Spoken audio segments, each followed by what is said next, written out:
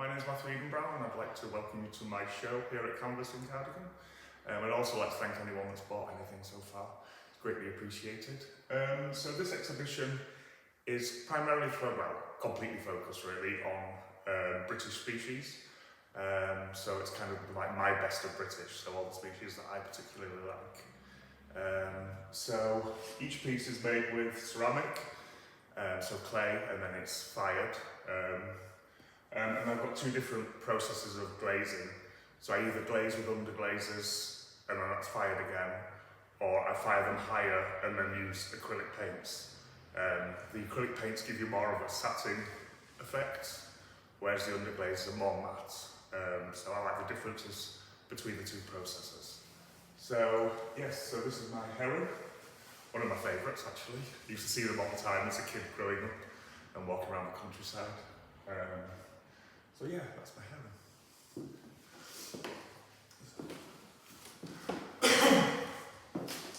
So as you come into the exhibition, you're greeted with a whole host of different species, from cormorants to otters, and so on and so forth. So each piece is made based on a newspaper and masking tape armature. So I make a rough outline of the body in paper and then apply clay over the top, and then work from there really and give it all the details and focus on all the different aspects of the species in question.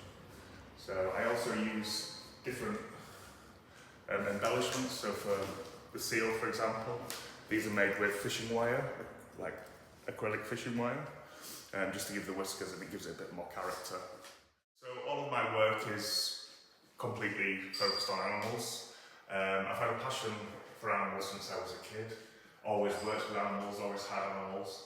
And that led me in quite varied directions. And ultimately I ended up going to university studying ecology, both undergrad and masters. And then I did a PhD in behavioural ecology, where I really found that excitement of understanding the species that I was watching, trying to understand why they're behaving in the way they behave, why they interact with each other the way they interact.